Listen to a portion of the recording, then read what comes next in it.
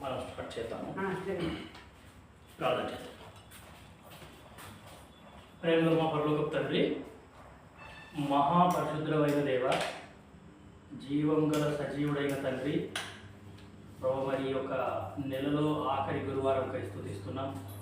ఈ నెలంతా కూడా మీరు మమ్మల్ని కాచినారు, కాపాడినారు, రక్షించినారు, భద్రపరిచినారు, సంరక్షించినారు.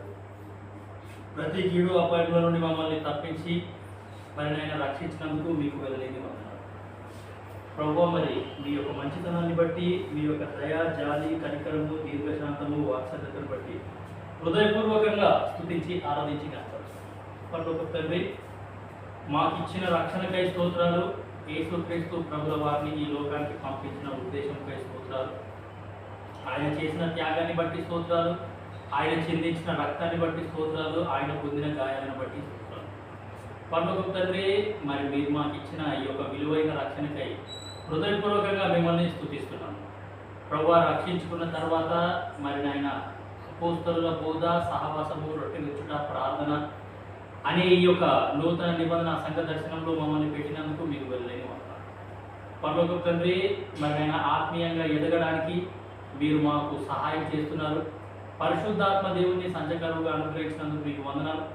ఆ యొక్క ఆత్మ కార్యాన్ని జరిగిస్తూ ప్రభు మరి ఆ యొక్క పరలోక రాజ్యం కొరకు మమ్మల్ని సిద్ధపరుస్తున్న మీ యొక్క ఉద్దేశంపై కూడా వెళ్ళలేని వందనాలు. పరలోకపు తండ్రి, సాయంకాల సమయంలో బైబిల్ స్టడీ కొరకు చేరి వచ్చిన మీ యొక్క ప్రియులకై స్తోత్రాలు.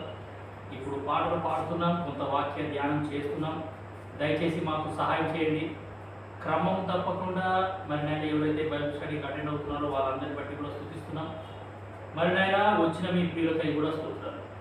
మార్గంలో ఉన్న వాళ్ళని త్వరపెట్టి తీసుకొని రండి. ఎవరు కూడా వాళ్ళ భాగాన్ని కోరుకోకుండా సహాయం చేయండి.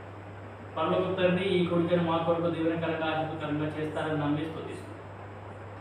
అంధకార చీకటి శక్తులన్నింటినీ విశ్వాసంతో యేసు నామమున గద్దిస్తున్నాం, బంధిస్తున్నాం. ప్రభు మరి కరెంటుని, మైక్ని మీ స్వాధీనంలో పెట్టుకోవాల్సిందిగా కోరుతూ కనీసం ఒక్క ముక్కైనా మేము నేర్చుకొని వెళ్ళేలాగా సాయం చేయవలసిందిగా కోరుతూ యేసు నామమున స్తుతించి ప్రార్థించడం పెట్టుకుంటున్నాం తండ్రి. ఆమేన్.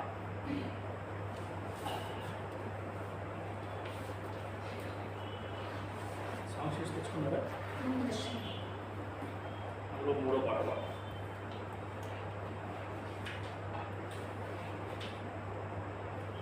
ఈ యొక్క సాంగ్ షీట్లో నుంచి మూడో పాట పాడతాము.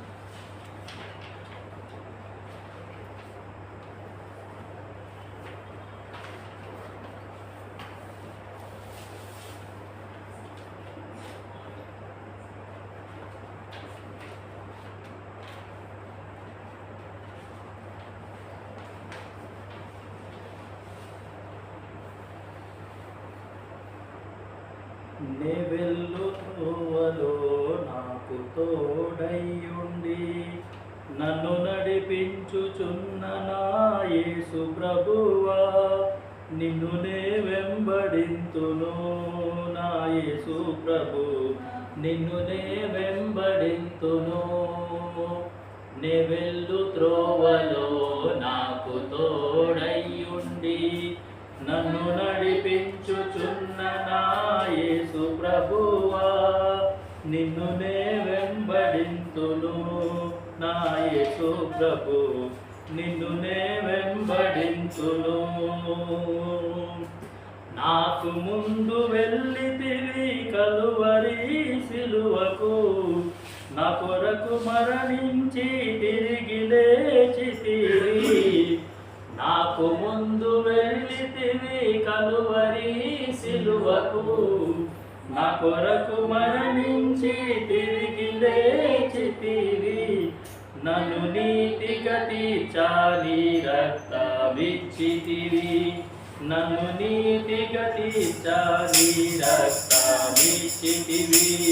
నే వెళ్ళు త్రోవలో నాకు తోడయ్యుండి నన్ను నడిపించుచున్న నా యేసు ప్రభువా, నిన్ను నే వెంబడింతును నా యేసు ప్రభు, నిన్ను నే వెంబడింతును. ఇశ్రాయేలీయులకు ముందుగా నడచితివి, ఐగుప్తు చెర నుండి వారి విడిపింపలు. ఇశ్రాయేలీయులకు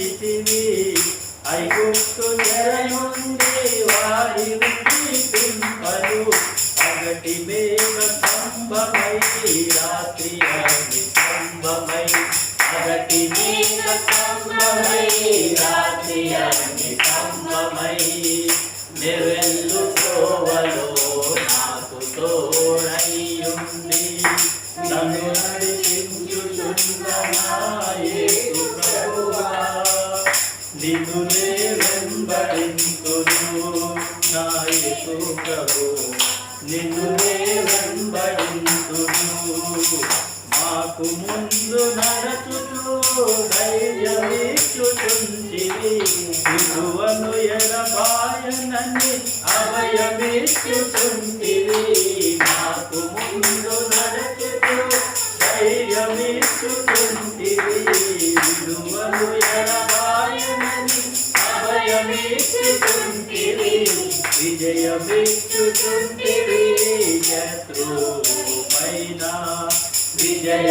విజయమిచ్చుచుంటివి శత్రువుపైన నెవెల్లు త్రోవలో నాకు తోడైయుండి నన్ను నడిపించుచున్న నా యేసు ప్రభువా నిన్ను నే వెంబడింతును నా యేసు ప్రభు నిన్ను నే వెంబడింతును జీవజల బుగ్గల యుద్ధకు మమ్ము నడిపెదవు దేవకొరె పిల్లవై మా మంచి కాపరివై జీవజల బుగ్గల యుద్ధకు మమ్ము నడిపెదవు దేవకొరె పిల్లవై మా మంచి కాపరివై మా కన్నుల ప్రతిభా బిందువులు కొడుతువు మా కన్నుల ప్రతిభాష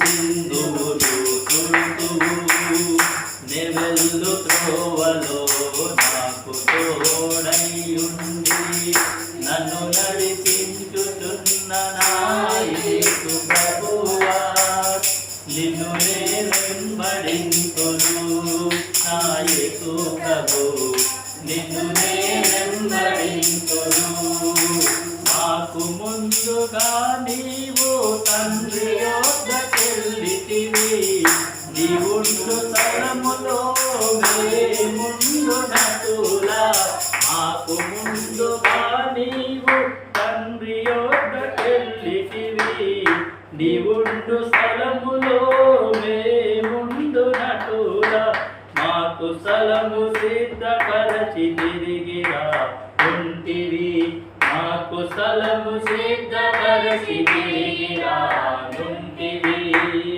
నెవెల్లు త్రోవలో నాకు తోడైయుండి నన్ను నడిపించుచున్న నా యేసు ప్రభువా నిన్ను నే వెంబడింతును నా యేసు ప్రభు నిన్ను నే వెంబడింతును మళ్ళీ ఇదే పాట పాడు మూడో పాట ఈ నేను ఇచ్చిన సాంగ్ షీట్లో నుండి మూడో పాట పాడదాము సర్వశక్త సంఘ వాగ్దానాన్ని ఆధారం చేసుకొని రాసిన పాటలు ఏంటి మనం నేర్చుకోవడానికి ట్రై చేద్దాం మూడో పాట మళ్ళీ పాడదాం ఈ పాట వీలైతే నెక్స్ట్ నాలుగో పాట కూడా పాడదాం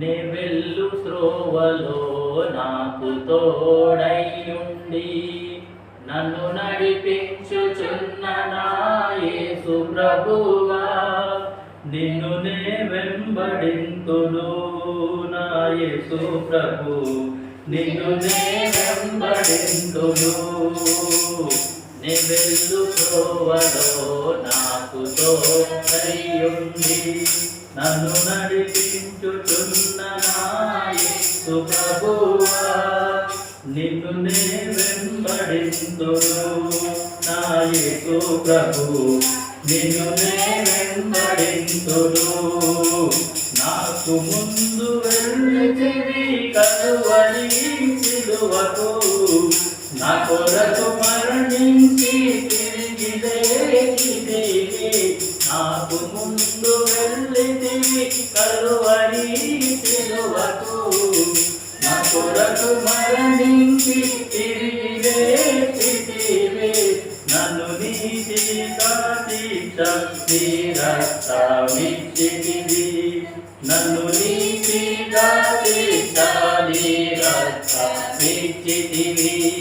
నే వెళ్ళు త్రోవలో నాకు తోడై ఉంది, నన్ను నడిపించుచున్న నా యేసు ప్రభువా, నిన్ను నే వెంబడింతును. నా యేసు ప్రభు, నిన్ను నే వెంబడింతును. ఇశ్రాయేలీయులకు ముందుగా నడచితివి, ఐగుప్తు చెర నుండి వారిని విడిపింపరు. ఇశ్రాయేలీయులకు ముందుగా నడచితివి, ఐగుప్తు చెర నుండి వారిని విడిపింపరు. పగటి మేఘ స్తంభమై రాత్రి అగ్ని స్తంభమై, పగటి మేఘ స్తంభమై రాత్రి అగ్ని స్తంభమై, నే వెళ్ళు త్రోవలో నాకు తోడై ఉండి, నన్ను నడిపించుచున్న నా యేసు ప్రభువా, నిన్ను నే వెంబడింతును. నా యేసు ప్రభు, నిన్ను నే వెంబడింతును. మాకు ముందు నడుచుచు ధైర్యమిచ్చుచుంటివి, మాకు ఎడవైనది అభయమిచ్చుచుంటివి. మాకు ముందు నడుచుచు ధైర్యమిచ్చుచుంటివి, విడువను ఎడబాయనని అభయమిచ్చుచుంటివి. విజయమిచ్చుచుంటివి శత్రువు పైన, విజయమిచ్చుచుంటివి శత్రువు పైన. నే వెళ్ళు త్రోవలో నాకు తోడై ఉండి, నన్ను నడిపించుచున్న నా యేసు ప్రభువా, నిన్ను నే వెంబడింతును.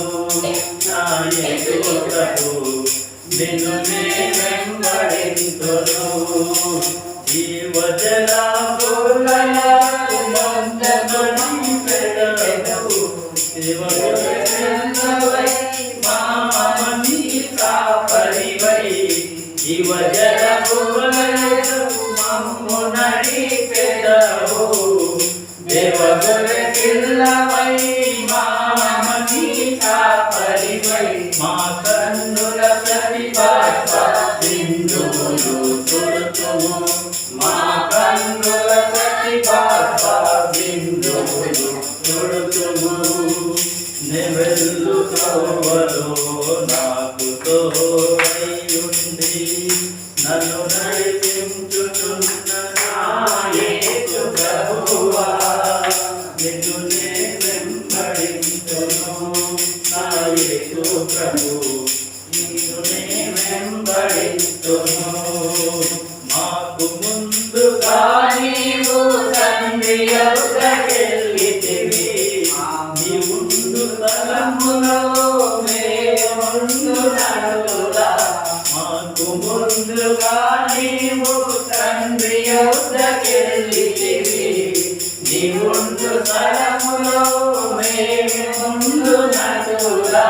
మాకు స్థలము సిద్ధపరచితివి గిరాలుంటివి, మాకు స్థలము సిద్ధపరచితివి గిరాలుంటివి. నే వెళ్ళు త్రోవలో నాకు తోడై ఉండి, నన్ను నడిపించుచున్న నా యేసు ప్రభువా, నిన్ను నే వెంబడింతును. నా యేసు ప్రభు, నిన్ను నే వెంబడింతును. మొదటి పాట ఈ షీట్లో మొదటి పాట.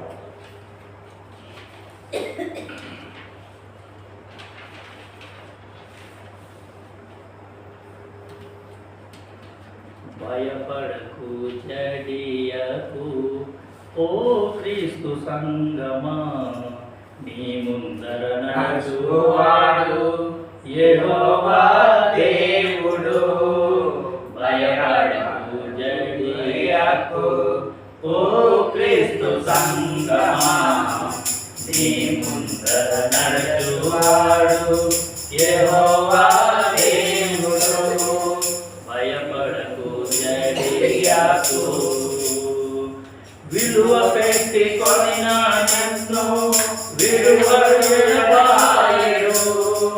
తోడై ఉండి నిరతం నీతో నడుచును విలువ పెట్టి కొనిన నిన్ను విడువడు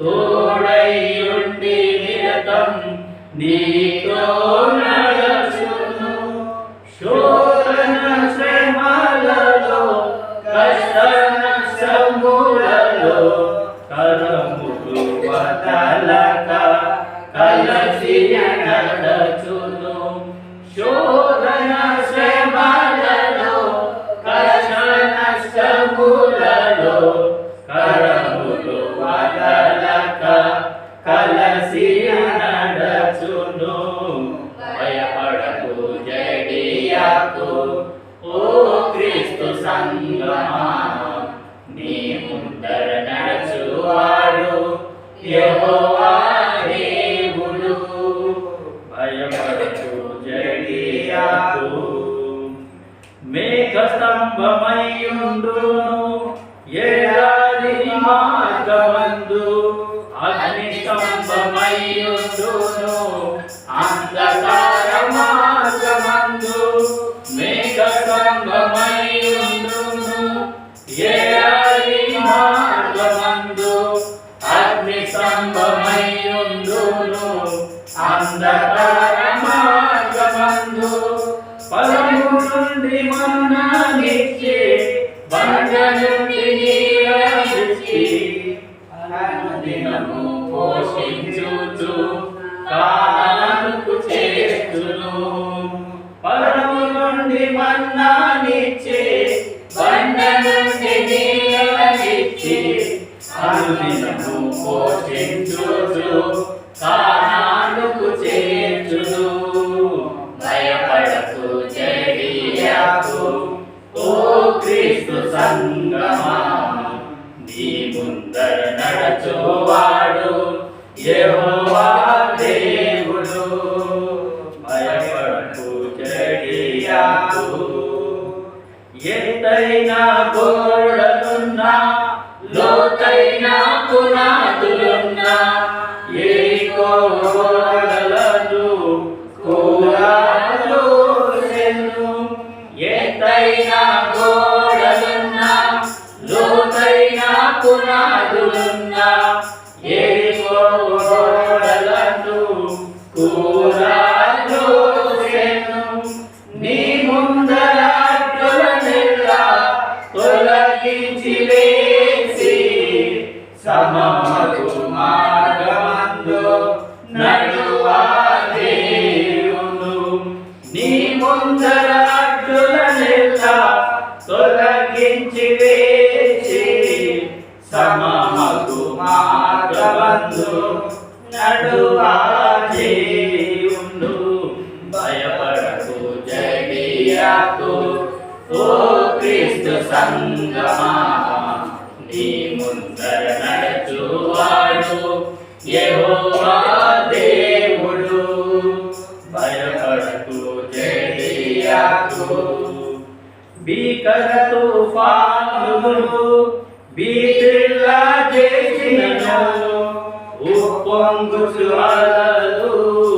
పైకి లేనను భీకర తుఫానులు భీతిల్లా చేసినను ఉప్పొంగు అలలు పైకి లేచినను తన వాక్కు చేత ఘోషించు సంద్రమును నిమ్మల పరియేసు అద్దరికి చేతును తన వాక్కు చేత ఘోషించు సంద్రమును నిమ్మల పరియేసు అద్దరికి చేతును భయపడకు జడియాకు ఓ క్రీస్తు సంగమా నీ ముందర నడచువాడు యెహోవా దేవుడు భయపడకు జడియాకు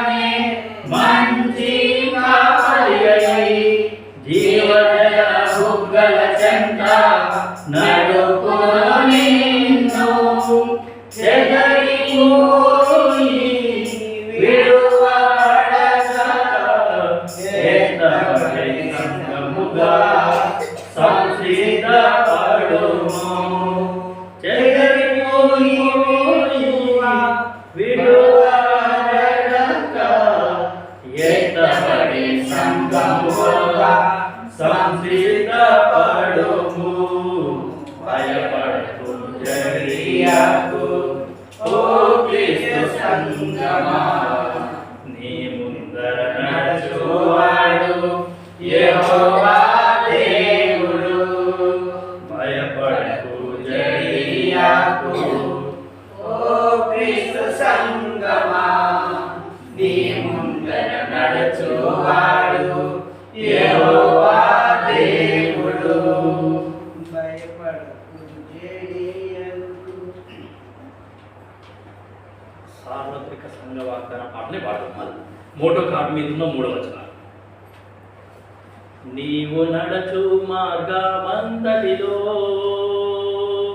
నీ దేవుడైన యెహోవా, నీవు నడచు మార్గమంతటిలో నీ దేవుడైన యెహోవా నీకు తోడై యుండును, నీకు తోడై యుండును.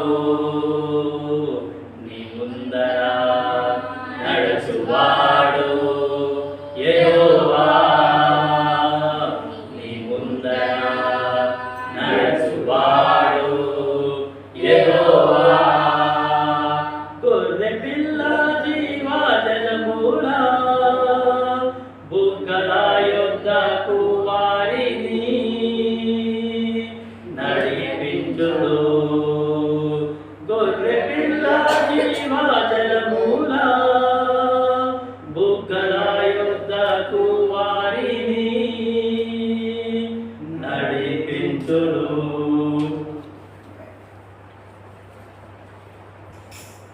ఐదర్ మాట ద్వారా కానీ లేకపోతే పాట ద్వారా కానీ ఏ విధంగా అయినా సరే మనం దేవుని వాక్యాన్ని హృదయంలో భద్రం చేసి పెట్టుకోవాలి. అది ఇంటెన్షన్. అందుకే వాగ్దానాలకి కూడా ఆ 3 వాగ్దానాలకి రాగం కట్టినారు. ప్రతి సంవత్సరము వాగ్దానాలకి అట్లా రాగం కడుతున్నారు. రాగం కట్టి సంఘాలలో నేర్పిస్తున్నారు. ఏది ఏమైనా దేవుడి వాక్యాన్ని మన హృదయంలో భద్రం చేసి పెట్టుకోవడం అనేది చాలా మంచిది. సరే, ద్వితీయోపదేశ కాండము 31:8. మనం అందరం కలిసి గట్టిగా బిగ్గరగా ప్రార్థనాపూర్వకంగా అర్థాన్ని గ్రహిస్తూ చదువుదాం. ద్వితీయోపదేశ కాండము 31వ అధ్యాయము 8వ వచనాన్ని మనం అందరం కలిసి గట్టిగా బిగ్గరగా ప్రార్థనాపూర్వకంగా అర్థాన్ని గ్రహిస్తూ చదువుదాం. నీ ముందర నడుచువాడు యెహోవా, ఆయన నీకు తోడయుండును, ఆయన నీకు విడువడు, నిన్ను ఎడబాయడు. భయపడకుము, విస్మయముందమని ఇశ్రాయేలులందరి ఎదుట అతనితో చెప్పెను. 3వ వచనం కూడా చదువుతాం. 31:3 ద్వితీయోపదేశ కాండం. నీ దేవుడైన యెహోవా నీకు ముందుగా సాగిపోయి ఆ జనులను నీ ఎదుట ఉండకుండా నశింపజేయును. నీవు వారి దేశమును స్వాధీనపరచుకొందువు. యెహోవా సెలవిచ్చినట్లు యెహోషువ నీ ముందుగా దాటిపోవును. సో చదువుకున్న లేఖన భాగాన్ని దేవుడు మనకు దీవించుగాక. సో మన బైబిల్ స్టడీలో మనం ఏం చేస్తున్నామంటే దేవుడు ముందుగా బయలుదేరి వెళ్ళిన సంఘటనలు ఒక్కొక్కటి నిదానంగా ఈ యొక్క స్టడీలో మనము చూస్తున్నాం. సో దేవుడు ముందుగా బయలుదేరి వెళ్ళినాడు. ఆ వెళ్ళిన సంఘటనలో, ఆ వెళ్ళిన సందర్భంలో ఏమేమి జరుగుతుంది అనే కొన్ని సంగతులు మనము చూడడానికి ప్రయత్నం చేస్తున్నాం. సో పోయిన వారం మనం చూసింది ఏంటి అంటే దావీదు ఆయన రాజుగా అభిషేకింపబడ్డ ఫస్ట్ టాస్క్. అంత ఉన్నతమైన స్థాయికి ఆయన వెళ్ళిపోయినాడు, ప్రమాణ స్వీకారం చేసిన తర్వాత ఆయన రాజుగా అభిషేకింపబడ్డాడు అనే సంగతి ఫిలిష్తీయులు తెలుసుకున్నారు. తెలుసుకున్న వెంటనే ఈ దావీదును మనం పట్టుకుందాము, ఈ దావీదును పట్టుకొని మనం ఆయనను చంపేద్దాము అనే ఉద్దేశంతో ఫస్ట్ టైం వాళ్ళు ఈయన మీదకి వస్తారు. వచ్చినప్పుడు దావీదు దేవుని దగ్గర ఎంక్వైరీ చేస్తాడు, ప్రభువా నేను ఏం చేయాలి అని అంటే, సరే నువ్వు పోయి వాళ్ళని జయించు అని అంటే దావీదు వెళ్తాడు, వాళ్ళని జయిస్తాడు. అక్కడ జరిగిన సంగతి ఏంటంటే ఆ ఫిలిష్తీయులు ఏం చేస్తారంటే వాళ్ళ విగ్రహాలన్నీ అదే స్థలంలో వదిలిపెట్టి వెళ్ళిపోతారు. సెకండ్ టైం మళ్ళీ వాళ్ళు దావీదు మీదకి వస్తారు. సో నాకు వచ్చిన తలంపు ఏంటంటే వాళ్ళ విగ్రహాల కోసం వాళ్ళు వచ్చిందేమో, ఈసారి పోయి ఆ విగ్రహాలను తెచ్చుకుందాం కనీసం అని అంటే, అప్పుడు సెకండ్ టైం వచ్చినప్పుడు కూడా దావీదు ఏం చేస్తాడంటే దేవుని దగ్గరికి మళ్ళీ వెళ్ళి మళ్ళీ ఆయనకి అడుగుతాడు. సో దావీదుకి ఉన్న మంచి అలవాటు ఏంటంటే ఫస్ట్ టైం ఎట్లాగో విజయం సాధించడం కదా, అదే మార్గంలో వెళ్ళిపోదాం, మళ్ళీ నా యొక్క పాత అనుభవాన్ని ఇప్పుడు ఇక్కడ అప్లై చేద్దాం అని ఆయన ఎప్పుడు కూడా అనుకోలేదు, ఎప్పుడు కూడా అట్లా చేయలేదు, ఆయన అట్లా చేయడు కూడా. సో ప్రతి చిన్నదానికి, చిన్నదైనా సరే పెద్దదైనా సరే, దేవుడి అంటే దావీదుకి ఉన్న అలవాటు ఏంటి అంటే దేవుడి దగ్గర విచారణ చేయుట. ఇది దేవుని చిత్తమేనా కాదా, నా అంతలో నేనే యుద్ధానికి వెళ్ళాలా, లేకపోతే దేవుడు ఎవరినైనా పంపిమంటాడా, లేకపోతే ఆయనే యుద్ధం చేస్తాడా, ఎట్లా ఏంటి అంటే ప్రతి దానికి ఆయన దేవుని మీద ఆధారపడ్డాడు. అంటే ఎప్పుడో ఆయన గొర్రెలు కాసుకునేటప్పుడు సింహాన్ని చంపినాడు, అది కూడా ఆయన శక్తి కాదు. దాని తర్వాత ఆయన గొర్రెలను కాసుకునేటప్పుడు ఎలుగుబంటిని చంపినాడు, అది కూడా ఆయన శక్తి కాదు. నేను ఎన్ని విజయాలు సాధించినా అది నా శక్తి కాదు, కేవలం దేవుని సహాయం వల్లనే నేను ఇంత గొప్ప స్థాయిలో ఉన్నాను అని దావీదు ఎప్పుడైనా సరే దేవుణ్ణే గణపరిచినాడు. ఆయన మహిమ, ఘనత, స్తుతి, ప్రభావములు అన్నీ అంటే క్రెడిట్ మొత్తం దేవునికే ఇచ్చేసాడు అనమాట. సెల్ఫ్ గ్లోరీ అనేది దావీదుకి అసలు లేనే లేదు. ఎక్కడైనా సరే నేను చేసిన, నేను సాధించిన, నేను చేస్తేనే అయ్యింది అనే మాటలు దావీదు నోట్లో నుంచి అసలు రాలేదు. ఆయన ప్రతిదానికి దేవుడి మీద ఆధారపడ్డాడు, ప్రతిదానికి దేవుణ్ణే ఆయన గణపరిచాడు. సో సెకండ్ టైం ఫిలిష్తీయులు దావీదు మీదకి వచ్చినారు. మరలా దావీదు ఏం చేస్తాడంటే దేవుని దగ్గరికి వెళ్తాడు, దేవుని దగ్గర విచారణ చేస్తాడు. అప్పుడు దేవుడు ఏమంటాడంటే, ఈసారి నువ్వు పోవద్దు, నేను పోతాను. నేను పోయి ఏం చేస్తాను అంటే మల్బరీ ట్రీస్, ఆ యొక్క మల్బరీ ట్రీస్ మధ్యలోకి నేను నడుచుకుంటూ వెళ్తాను. ఆ శబ్దము నీకు వినబడ్డప్పుడు నేను వెళ్ళినాను, నేను యుద్ధం చేసినాను అని నీకు అర్థమవుతుంది అని దేవుడు ముందే చెప్తాడు. సో మనం తెలుసుకున్న సంగతి ఏంటి అంటే శబ్దము అంటే యెహోవా స్వరము. యెహోవా స్వరము ఖచ్చితంగా మంచిగా వినే అలవాటు దావీదుకి ఉన్నది. సో అదే అలవాటు నీకు నాకు ఉండాలి అనే సంగతి పోయినసారి మనము చూసినాం. సరే, ఈరోజు ఏం చేద్దామంటే ఇంకొక సందర్భం, పరిశుద్ధ గ్రంథంలో ఇటువంటి సందర్భాలు ఇంకా చాలా ఉన్నాయి. యెహోషువ 3వ అధ్యాయం చూడండి. యెహోషువ 3వ అధ్యాయము, ఈ అధ్యాయం అంతా కూడా మనం మార్చి చదువుతాం. యెహోషువ 3వ అధ్యాయం, ఇక్కడ కూడా ఏమి అంటే ఇది ఒక సందర్భం అంట. 17 వచనాలు ఉన్నాయి. ఈ అధ్యాయం అంతా కూడా మనం మార్చి చదువుతాం. యెహోషువ 3వ అధ్యాయము 1వ వచనం నేను చదువుతున్నాను, 2వ వచనం మీరు చదవాలి. యెహోషువ వేకువను లేచినప్పుడు అతడును ఇశ్రాయేలీయులందరూ షిత్తీము నుండి బయలుదేరి యోర్దానుకు వచ్చి దానిని దాటక మునుపు అక్కడ నిలిచిరి.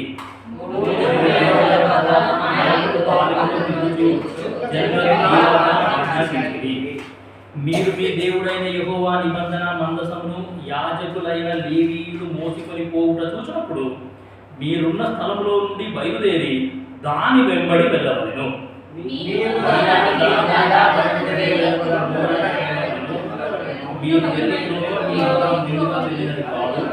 మీరు దానిని ఆ మందసమును సమీపంగా 5వ వచనం, మరియు యెహోషువ రేపు యెహోవా మీ మధ్య అద్భుత కార్యములను చేయుడు గనుక మిమ్మును మీరు పరిశుద్ధపరచుకొనుడని జనులకు ఆజ్ఞ ఇచ్చెను.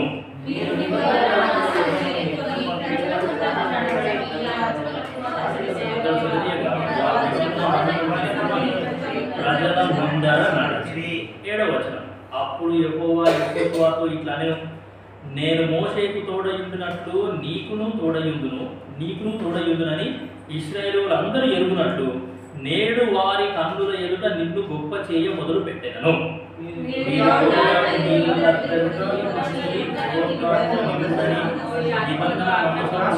యాజకులకు ఆజ్ఞాపించుము. 9వ వచనం, కాబట్టి యెహోషువ మీరు ఇక్కడికి వచ్చి మీ దేవుడైన యెహోవా మాటలు వినుడని ఇశ్రాయేలీయులకు ఆజ్ఞాపించి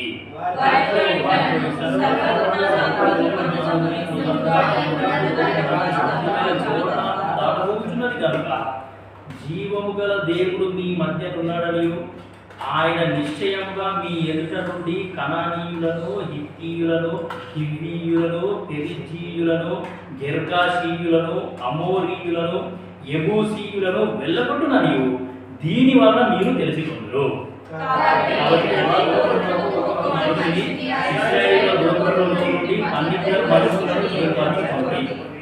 పదమూడవ వచనం, సర్వలోకనాథుడకు యెహోవా నిబంధన మందసములు మోయు యాజకుల అరకాళ్ళు యోర్దాను నీళ్లను ముట్టగానే యోర్దాను నీళ్లు అనగా ఎగువ నుండి పారు నీళ్లు ఆపబడి ఏకరాశిగా నిలుచును.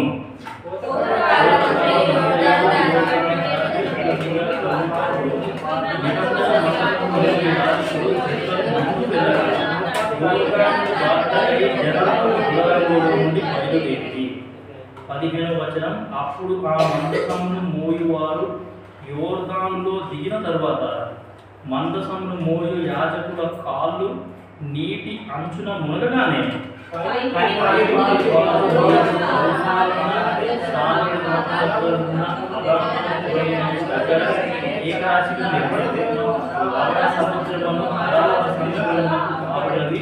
బొత్తిగా ఆపబడెను. 17వ వచనం, జనులు ఎరికో ఎదుటను దాటగా యెహోవా నిబంధన మందసమును మోయు యాజకులు యోర్దాను మధ్య ఆరిన నేలను స్థిరముగా నిలిచిరి. జనులందరూ యోర్దాను దాటుట తుదముట్టు వరకు ఇశ్రాయేలీయులందరూ ఆరిన నేల మీద దాటుచూ వచ్చిరి. ఇది ఒక సందర్భం. సో ఇక్కడ 6వ వచనం నేను చదువుతున్నాను, గమనించండి. 3:6 యెహోషువ 3:6, మీరు నిబంధన మందసమును ఎత్తుకొని ప్రజల ముందర నడువుడని యాజకులకు అతడు సెలవీయగా వారు నిబంధన మందసమును ఎత్తుకొని ప్రజల ముందర నడిచిరి. 10వ వచనం, 3వ అధ్యాయము 10వ వచనం, వారితో ఇట్లనెను, సర్వలోకనాథుని నిబంధన మందసము మీకు ముందుగా యోర్దాను దాటబోచున్నది గనుక. దాని తర్వాత ఏమి అంటే 14వ వచనం, కోతకాలమంతయు యోర్దాను దాని కట్లన్నిటి మీద కొల్లిపోరును. నిబంధన మందసమును మోయు యాజకులు జనులకు ముందు వెళ్ళగా యోర్దానును దాటుటకై జనులు తమ గుడారములలో నుండి బయలుదేరి. సో ఈ అధ్యాయంలో దగ్గర 3 పర్యాయాలు 3 వచనాలలో మందసము ముందు వెళ్ళాలా, మీరందరూ కూడా మందసాన్ని ఫాలో అవ్వాలా అనే మాటలు మనం ఇక్కడ చూస్తున్నాం. సందర్భం ఏంటంటే ఇశ్రాయేలు ప్రజలందరూ కూడా 40 సంవత్సరాలు వాళ్ళు అరణ్యంలో ప్రయాణం చేసినారు. అంటే ఐగుప్తు నుండి బయటికి వచ్చిన తరాన్ని మొత్తాన్ని దేవుడు అర్థం చేసేస్తారు అరణ్యంలోనే. అందులో నుండి కానీ 2 మాత్రమే బ్రతుకుతారు. ఆ 2 మాత్రమే కానాను దేశంలో ప్రవేశిస్తారు. అంతేగాని ఐగుప్తు నుండి ఎవరైతే విడుదల పొందుకున్నారో వాళ్ళలో అందరినీ అరణ్యంలో దేవుడు పూర్తిగా సంహరించేస్తాడు. వాళ్ళ సంతానం, వాళ్ళ పిల్లలని దేవుడు ఏం చేస్తాడంటే కానాను దేశంలో ప్రవేశింప చేస్తాడు.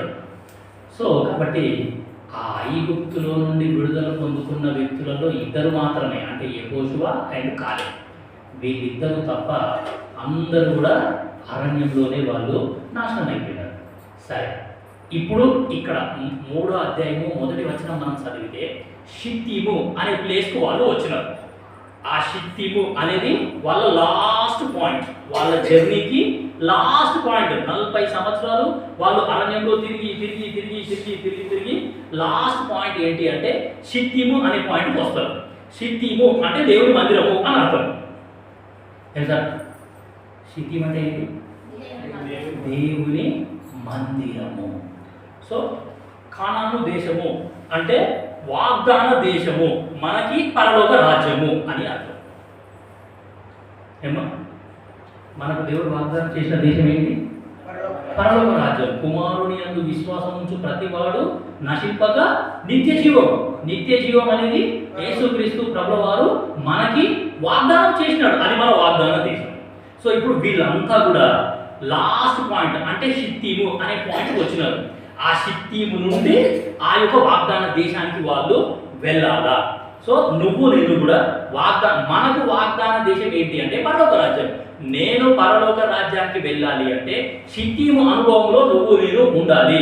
షిత్తీము అంటే దేవుని మందిరము అని మనం చెప్పినాం. సో నేను పరలోక రాజ్యానికి వెళ్ళాలి అంటే నాకు దేవుని మందిరం చాలా అవసరం. ఈ యొక్క ప్రత్యక్ష గుడారాన్ని తయారు చేయమని దేవుడు మోషేకు చెప్పినప్పుడు దేవుడు ఒక చెక్క వాడమంటాడు. ఆయన షిటీమ్ వుడ్.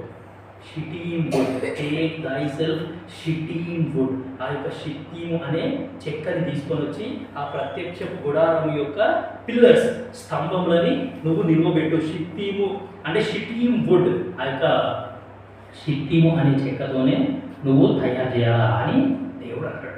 సో పాత నిబంధన కాలంలో ఫస్ట్ చర్చ్ ఏది అంటే ట్యాబర్నకిల్, అది ప్రత్యక్ష గుడారం. సో అది మనకి ఇప్పుడు చర్చ్ అన్నమాట. సో ఈ చర్చ్ అనేది నా యొక్క లాస్ట్ పాయింట్.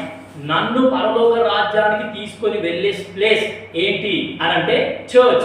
నన్ను పరలోక రాజ్యానికి సిద్ధం చేసే స్థలం ఏంటి అని అంటే చర్చ్. ఈ యొక్క దేవుని సంఘం అనేది ఏమి అంటే నన్ను పరలోక రాజ్యానికి సిద్ధం చేస్తుంది. ఆ యొక్క వాగ్దాన దేశానికి నన్ను సిద్ధం చేస్తుంది. సో ఇప్పుడు చదువుకున్న ఈ యొక్క 3వ అధ్యాయంలో షిత్తీము అంటే దేవుని మందిరము అని అర్థం. వాగ్దాన దేశము కానాను అంటే పరలోక రాజ్యము అని అర్థం. దాని తర్వాత వీళ్ళు యోర్దాను నది దాటాలి. అది చాలా పెద్ద ఛాలెంజ్. యోర్దాను నది అంటే ఈ లోకము అని అర్థం. ఈ లోకం అనే నది దాటుకొని మనము వాగ్దాన దేశానికి వెళ్ళాలి, పరలోక రాజ్యానికి వెళ్ళాలి. ఈ లోకాన్ని జయిస్తేనే ఆ యొక్క పరలోక రాజ్యానికి నువ్వు నేను చేరుకుంటాం. కానీ నాకు లోకం కూడా కావాలి, మందిరం కూడా కావాలి, దేవుడు కూడా కావాలి, లోకంలో ఉన్న అది కావాలి అంటే కాదు. సో షిత్తీము అంటే దేవుని మందిరం అని అర్థం. దాని తర్వాత యోర్దాను అంటే ఈ లోకం అని అర్థం. వాగ్దాన దేశము అని అంటే పరలోక రాజ్యం అని అర్థం. దాని తర్వాత మందసము. మందసం అంటే యేసు ప్రభు అని అర్థం. మందసము అంటే యేసుక్రీస్తు ప్రభుల వారు అని అర్థం. వాక్యాన్ని చదివేటప్పుడైనా సరే, వాక్యాన్ని ధ్యానించేటప్పుడైనా సరే మనము ఇదే విధంగా దేవుని వాక్యాన్ని మనము ధ్యానించాలా.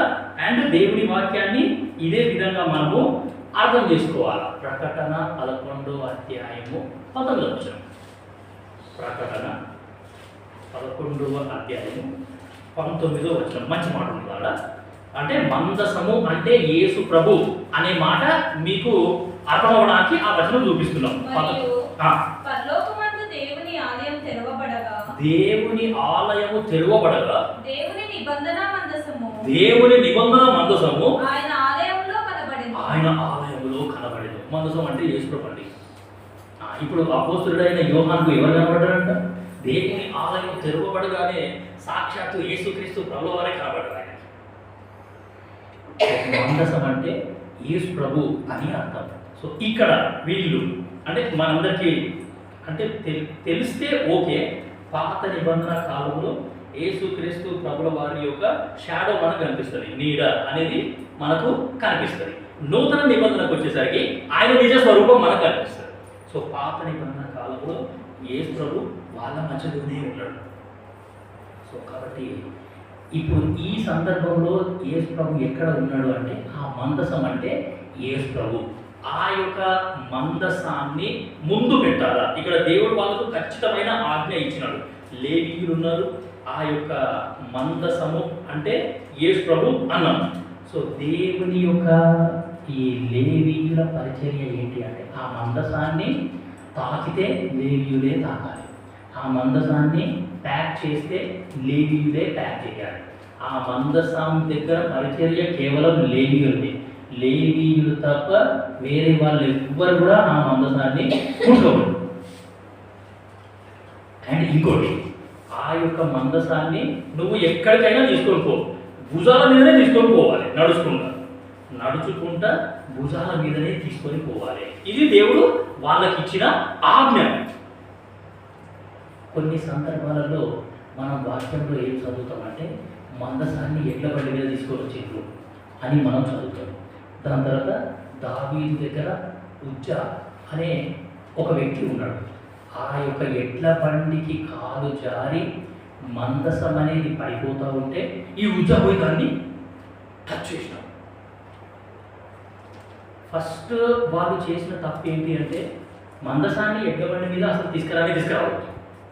అది దేవుడు ఆ ఆజ్ఞ దేవుడు అసలు ఇయ్యదే లేదు. మందసాన్ని భుజముల మీద మోసుకొని తీసుకొని రావాలా.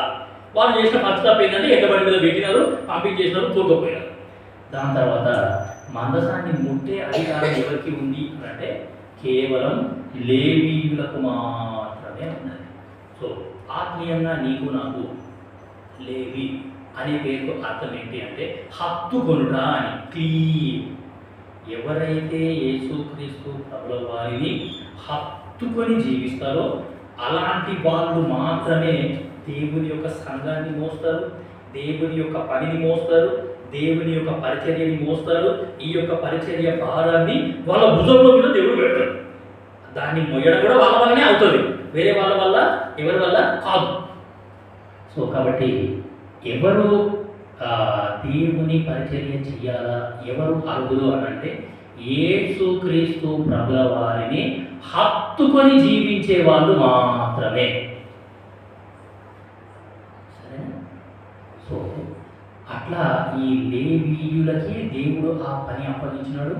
లేవీయులు మాత్రమే నా పని మొయ్యాలా, లేవీయులకు మాత్రమే నా యొక్క పరిచర్య భారాన్ని నేను ఇస్తాను. లేవీయులు అంటే దేవుని హత్తుకొని జీవించే వాళ్ళు అన్నమాట. దేవునికి ఇవ్వాల్సిన భాగాన్ని వాళ్ళు కరెక్ట్గా ఇచ్చేస్తారు. టైం, టాలెంట్, ట్రెజర్, ఇది ఆర్డర్. మనం ఏం చేస్తామంటే ఈ టైంని టాలెంట్ని పక్కన పడేస్తాము. ట్రెజర్ ఒకటి ఇస్తే సాలే అని చెప్పేసి వచ్చి ఫస్ట్ వారం రాగానే దక్షిణభాగం వేస్తారు, పోతారు, మళ్ళీ కనపడేది. అది దేవుడు అసలు అంగీకరించాడు. దేవుని యొక్క క్రమాన్ని మనం ఉల్టపట్ట చేయకూడదు. దేవుని యొక్క క్రమాన్ని క్రమంగానే ఉంచాలి. Time is more important than money అని నేను నేర్చుకున్నా కూడా. సమయం అనేది ధనం కంటే విలువైనది. ధనం పోతే మళ్ళీ సంపాదించుకోవచ్చు, సమయం పోతే అంత విలువైనది. మరి ఇప్పుడు నాకు ఉన్న 24 గంటలలో నేను దేవుడికి దశభాగం ఇస్తున్నానా, ఇస్తలేదా? మీరు ఇస్తున్నారా, ఇస్తలేదా? అయినా రేపు దేవుడు పైసలు అడగడు. నాకు జీవితం రాగానే నమ్మకంగా నీకు దశభాగం ఇచ్చిన కదా ప్రభా అని రేపు దేవుడు అడగడు. నీ సమయాన్ని నాకు ఇచ్చినావా? నీకు నేను 24 గంటలు ఇచ్చినాను, అందులో దశమ భాగం నాది. ఆ 24 గంటలలో దశమ భాగం నాకు ఇచ్చినవా, ఇయ్యలేవా? అయిపోయా. ఇప్పుడు ఏ ముఖం పెట్టుకొని నిలబడాలి యేసు ముందర నేను? అందుకే బైబిల్ స్టడీ అనేది చాలా ప్రాముఖ్యం. సో ఆ 24 అవర్స్లో 10th పోర్షన్ అనే దాన్ని కూడా మనం డివైడ్ చేసుకుంటే ఈజీగా అయిపోతుంది. 1 hour 20 minutes, 1 hour 40 minutes, sorry 2 hours 40 minutes, 2 hours 40 minutes, 24 minutes, 2 hours 24 minutes. మీరు మంచిగా. సో 2 hours 40 minutes, అందులో 1 hour 20 minutes పొద్దున, 1 hour 20 minutes సాయంత్రం. నేను అట్లనే చేస్తున్నా. 1 hour 20 minutes పొద్దున, 1 hour 20 minutes సాయంత్రం. అయిపోయి ఈజీ. అసలు మోకాళ్ళ మీదకి పోయి ప్రార్థన స్టార్ట్ చేసినాము అంటే అది వెళ్తూనే ఉంటుంది కదా, ఎంత దూరం పోతుందో నాకే తెలియదు. అంటే నేను ఫోన్లో అలారం పెట్టుకుంటా, ఆ అలారం మోగిందంటే నా ఆఫీస్ టైం అయింది, నేను పోవాలి అని అంటాను. సో అలారం మోగిందంటే నేను ఆఫీస్కి మోకాళ్ళ మీదకి వెళ్ళి, అంటే నేను చేసేది ఏంటంటే పొద్దున లేవగానే ఫస్ట్ దేవుని ఆరాధన చేస్తా. ఫస్ట్ 20 minutes దేవుని ఆరాధన చేస్తా. దాని తర్వాత ఒక 40 minutes ప్రేయర్ చేస్తా. దాని తర్వాత ఏం చేస్తానంటే వాక్యం చదువుతా. ఇప్పుడు 20 minutes ఆరాధన అయిపోయింది, 40 minutes ప్రేయర్ అయిపోయింది, దాని తర్వాత 20 minutes వాక్యం అయిపోయింది. సో అది దేవుడు నాకు నేర్పించాడు. అంటే నేను ఇంకా కొద్ది మంది ఏం చేస్తారంటే దేవుడిని ఆరాధన చేస్తారు, వాక్యం చదువుతారు, తర్వాత ప్రార్థన చేస్తారు. నేను అట్లా చెయ్యాను. ఫస్ట్ ఆరాధన చేస్తా, అట్లనే కంటిన్యూషన్గా ప్రార్థన చేస్తా, దాని తర్వాత వాక్యం చదువుతా. దానికి నాకు దేవుడు ఇచ్చిన తలంపు ఏంటి అంటే ట్యాబర్నకిల్ ఎంట్రన్స్లో మనం వెళ్ళగానే ఫస్ట్ మనకు బలిపీఠం కనిపిస్తుంది. బలిపీఠం అంటే ఆరాధన.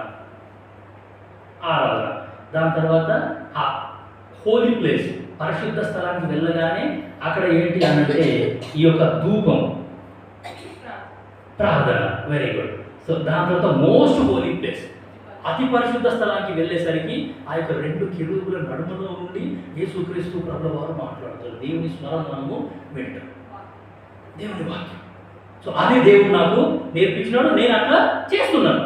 సో కాబట్టి 1 hour 20 minutes పొద్దున అండ్ 1 hour 20 minutes సాయంత్రం. ఈజీ, చాలా ఈజీగా అయిపోతుంది. నేను దేవుని సమయాన్ని దేవునికి ఇచ్చేస్తాను. సో కాబట్టి రేపు టైం విషయంలో దేవుడు నన్ను తీర్పడితే ఐఆమ్ క్లియర్. చాలా చాలా ఇంపార్టెంట్. సో కాబట్టి షిట్టిము అంటే దేవుని మందిరము అన్నాం. దాని తర్వాత లేవీయులు అంటే దేవుని హత్తుకొని జీవించే వాళ్ళు అన్నాం. మందసము అంటే యేసు ప్రభు అన్నాం. యోర్దాను నది అంటే ఈ లోకం అన్నాం. దాని తర్వాత వాగ్దాన దేశం, కానాను దేశము, వాళ్ళకు వాగ్దాన దేశము, మనకు వాగ్దాన దేశం పరలోక రాజ్యం. సో కాబట్టి నేను పరలోక రాజ్యానికి వెళ్ళాలంటే ఖచ్చితంగా చర్చ్ అనేది నాకు అవసరం. ఈ యొక్క చర్చ్ అనేది ఏం చేస్తుంది అంటే యోర్దాను నదిని ఎట్లా దాటాలో నాకు నేర్పిస్తుంది. ఈ లోకం అనే సముద్రాన్ని నేను ఎట్లా దాటుకొని పోవాలో ఈ యొక్క చర్చ్లో నేను నేర్చుకుంటాను. అంత ఇంపార్టెన్స్ ఈ యొక్క చర్చ్కి ఉంది. దేవుని మందిరానికి అంత ప్రాముఖ్యత అనేది ఉంది. సో ఈ లోకంలో ఉన్న పరిస్థితులన్నింటినీ ఎట్లా ఎదుర్కోవాలో ఈ యొక్క దేవుని మందిరంలో దేవుడు మనకు నేర్పిస్తాడు. ఇక్కడ దేవుడు వాళ్ళకి ఇచ్చిన ఆజ్ఞ ఏమి లేదు. 5వ వచనం చాలా మంచిగా ఉంది. యెహోషువ 3వ అధ్యాయము 5వ వచనం, మిమ్మల్ని మీరు పవిత్రపరచుకోండి, రేపు యెహోవా మీ మధ్య అద్భుత కార్యాలు చేస్తాడు. నేను పరిశుద్ధునిగా లేకపోతే నా లోపల దేవుడు అద్భుతాలు అసలు చేయడు. నా సంఘం కనుక పవిత్రంగా లేకపోతే నా సంఘంలో దేవుడు అద్భుతాలు అసలు చేయడు. సో దేవుడు అద్భుతం చేయాలి అంటే నన్ను నేను శుద్ధునిగా ఉంచుకోవాలా. నేను శుద్ధునిగా ఉంటేనే దేవుడు మన లోపల అద్భుతాలు చేస్తాడు. అంతేగాని నేను నా ఇష్టం వచ్చినట్టే ఉంటా, నువ్వు అద్భుతం చేయి ప్రభు అంటే కాదు. దాని తర్వాత మందసాన్ని ముందు పెట్టాలి. అక్కడ దేవుడు వాళ్ళకి ఏమీ చెప్పారు. ఆ యొక్క లేవీయులు మందసాన్ని మోసుకుంటూ వెళ్ళిపోతారు. మీరు ఎవ్వరు కూడా ఆ మందసానికి దగ్గరగా నడవద్దు, దాన్ని కనీసం టచ్ కూడా చేయొద్దు. వాళ్ళు ముందు వెళ్ళిన తర్వాత కొంత డిస్టెన్స్ మీకు ఉండాలా. వాళ్ళు ముందు వెళ్ళి ఆ లేవీయులు జస్ట్ ఆ యొక్క యోర్దాను నది యొక్క వాళ్ళ కాళ్ళు ఆ నీళ్ళని జస్ట్ అట్లా టచ్ కావాలంటే, టచ్ అయితే ఏమవుతుందంటే చూడండి 3వ అధ్యాయం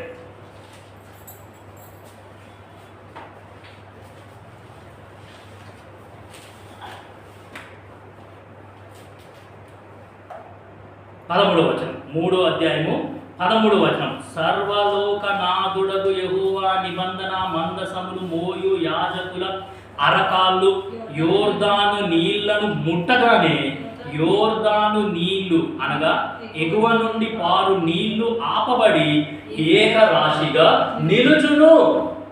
జస్ట్ అంటే అంత పెద్ద సముద్రం ఉంది.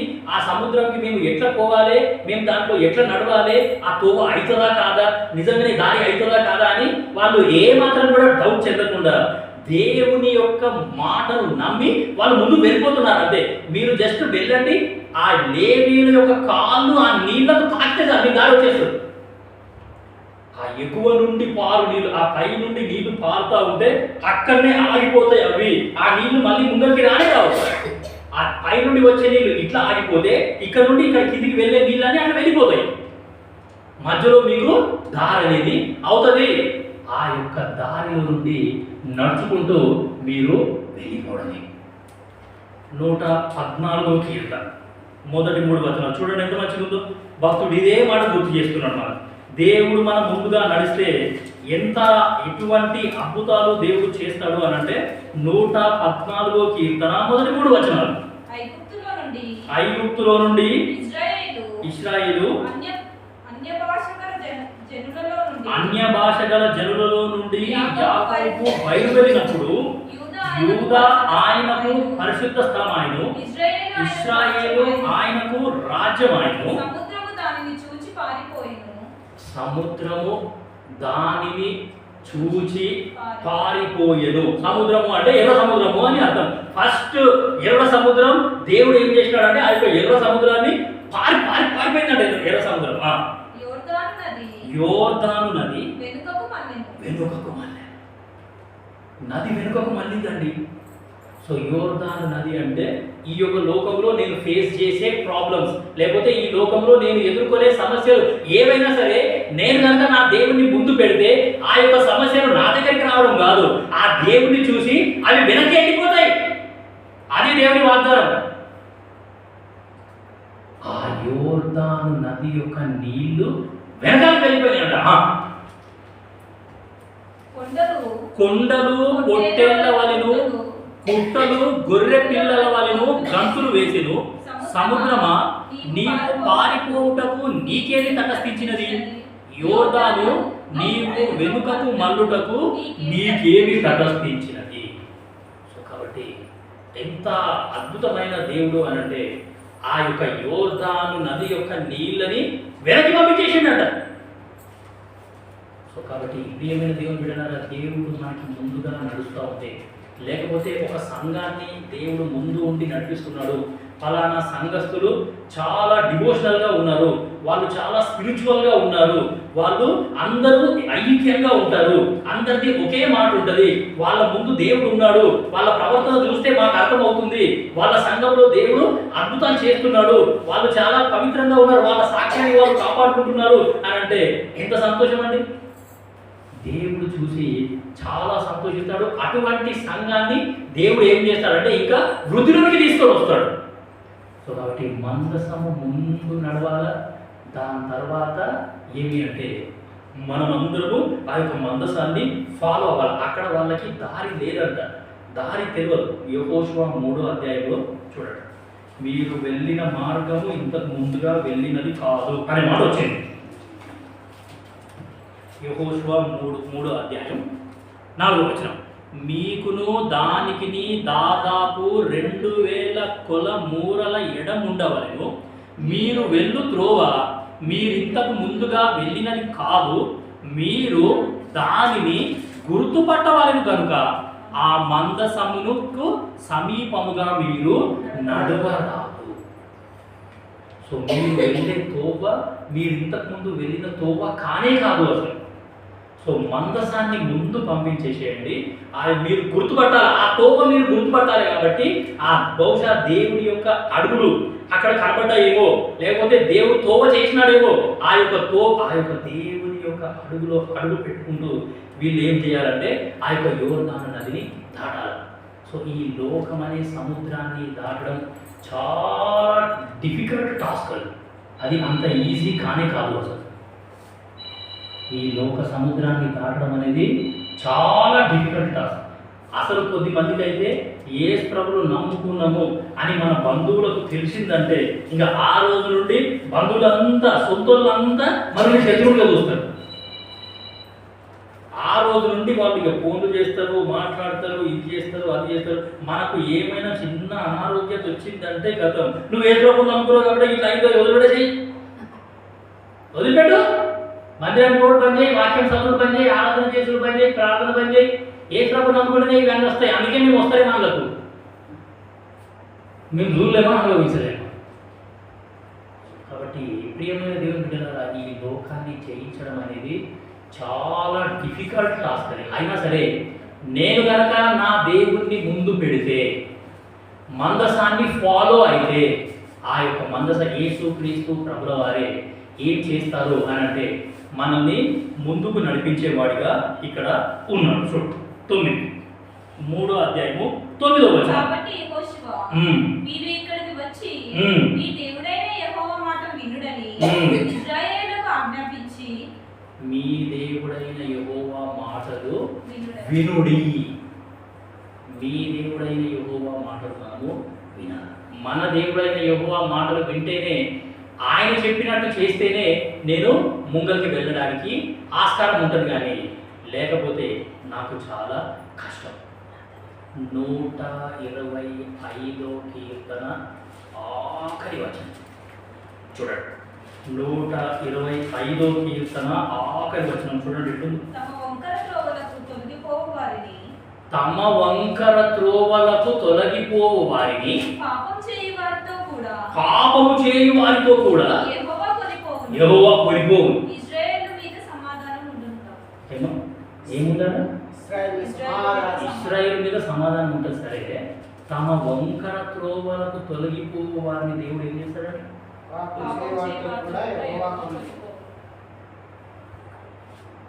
చాలా జాగ్రత్త,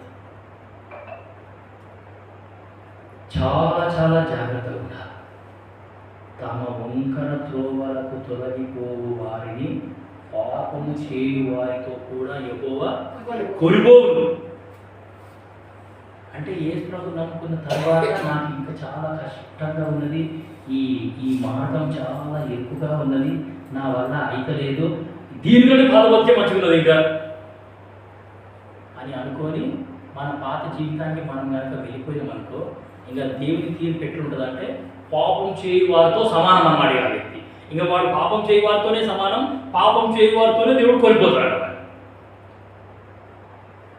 సో నువ్వు నేను ఎంత జాగ్రత్తగా ఉండాలి అంటే, కేవలం అంటే ఇప్పుడు వీళ్ళకి తోవ తెలియదు కాబట్టి ఆ యొక్క మందసాన్ని ఈ లేవీయులు భుజం మీద మోస్తూ ఉంటే వాళ్ళ దృష్టి అంతా దేని మీద ఉండాలి?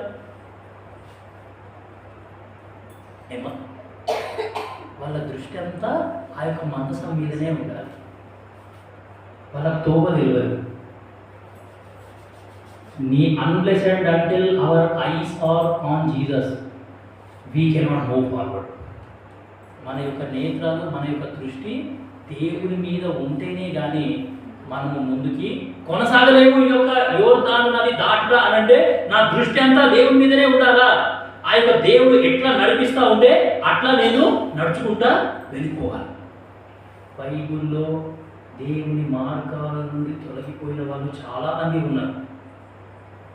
సరే, మన అంశం అది కాదు కాబట్టి ఇప్పుడు సో ఇక్కడ వీళ్ళు చేసింది ఏంటి అంటే దేవుడు చెప్పినట్టు చేసినారు.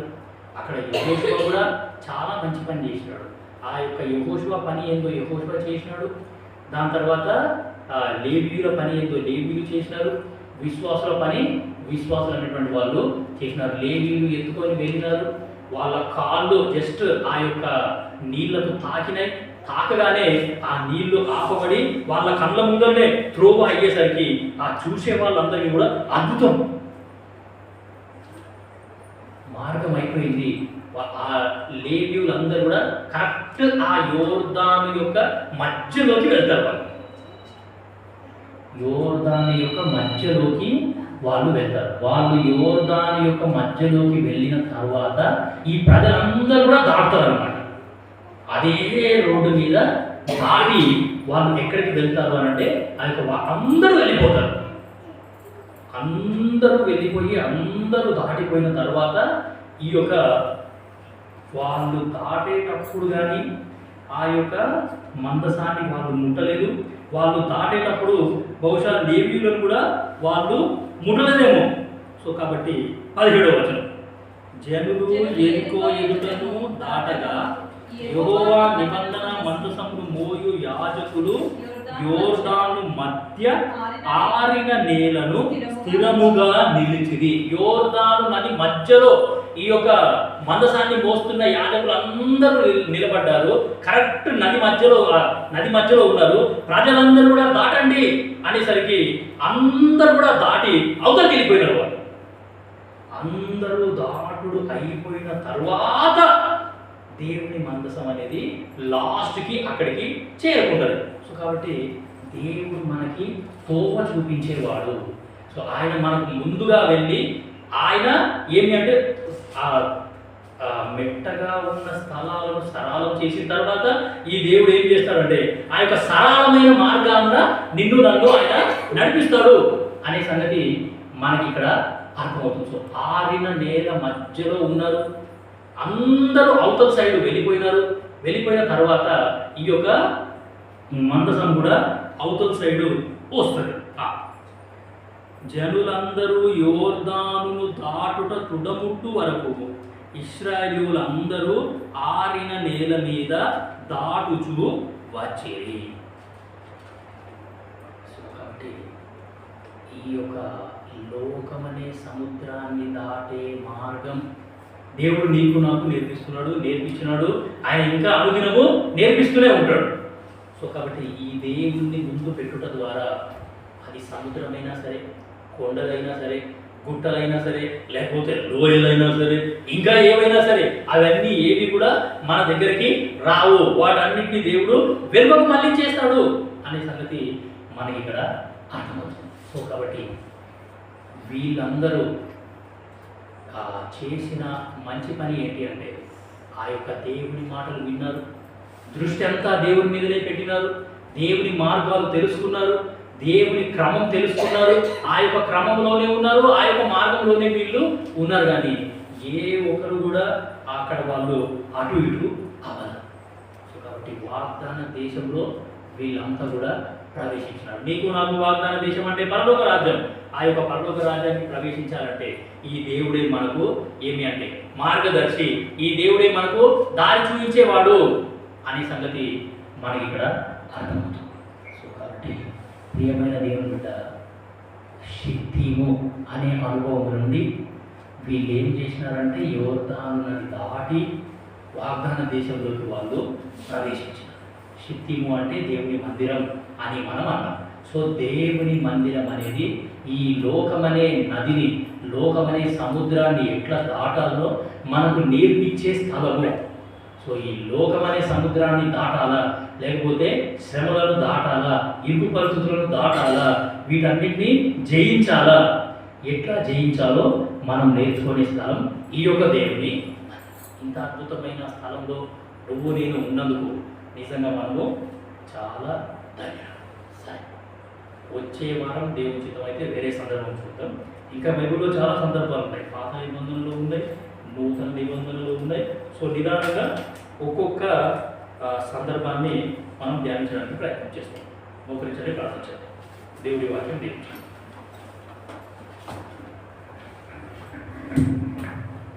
ప్రేమగల మా పరలోక తండ్రి, ప్రభువా ఇచ్చిన ఈ యొక్క అవకాశంపై స్తోత్రాలు. షిత్తీము అంటే దేవుని మందిరము, యోర్దాను అంటే ఈ లోకము, మందసము అంటే యేసు ప్రభు, పరలోక తండ్రి వాగ్దాన దేశము అంటే పరలోక రాజ్యం. ప్రభు మరి ఈ యొక్క షిత్తీము అనుభవంలో మమ్మల్ని ఉంచినారు. ఈ షిత్తీము అనుభవంలో మేము ఉండి ఈ లోకమనే సముద్రాన్ని దాటాల, అది మీరు మాకు నేర్పిస్తున్నారు అన్నారు. వాగ్దాన దేశంలోకి ప్రవేశింపజేస్తున్నందుకు అన్నారు. ప్రభు మీ యొక్క ఆజ్ఞను బట్టి యోర్దాను నది వెనుకకు మళ్ళెను అనే మాటకై స్తుతిస్తున్నాను.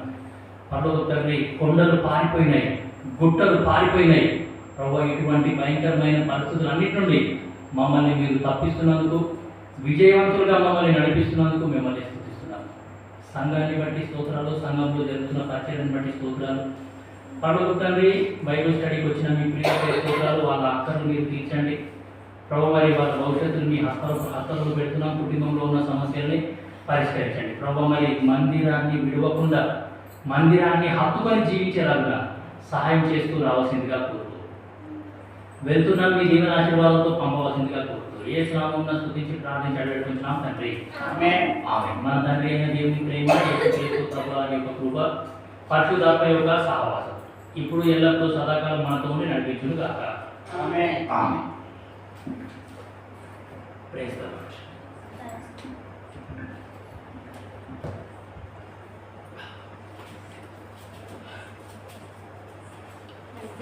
Thanks.